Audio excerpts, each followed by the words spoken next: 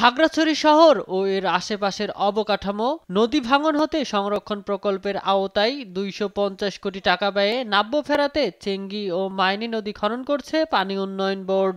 খনন কাজের মাধ্যমে সুবিধা পেতে যাচ্ছে মহালছড়ি ও রাঙামাটির লংদু আর নানিয়ারচর এলাকার হাজারো মানুষ। স্থানীয়রা জানান, নৌ চলাচল স্বাভাবিক হওয়ার পাশাপাশি বর্ষাকালে সৃষ্ট বন্যা থেকেও রেহাই পাবেন তারা।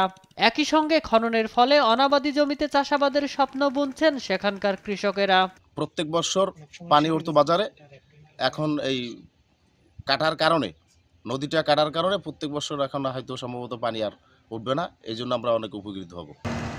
২০২৪ সালের জানুয়ারিতে মাইনী নদীর প্রায় ২৩ কিলোমিটার এবং চেঙ্গি নদীতে প্রায় ৩৫ কিলোমিটার অংশে খনন কাজ শুরু হয়। এখন মাইনী নদীর ইয়াংছড়ি, ভাঙামোড়া ও মাইনীমুখ অংশে পুরোদমে খনন কাজ চলছে।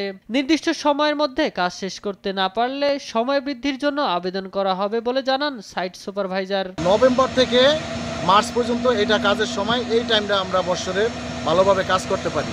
এবং কাজের সময় আমাদের ওই যে পাহাড়ি ডলের সাথে যে মাটির সাথে গাছ ঢুইকা থাকে, ওগুলা কাটিং করার সময় মেশিনের ভিতরে যায়া মেশিনের ক্ষতি হয়। সময়ের ভিতরে আমরা কাজ শেষ করার চেষ্টা করতেছি, না পারলে এটা সময় বাড়ানো প্রয়োজন হইতে পারে। পানি উন্নয়ন বোর্ডের কর্মকর্তারা জানান, ইতোমধ্যে প্রকল্পের ১/৪ কাজ শেষ হয়েছে।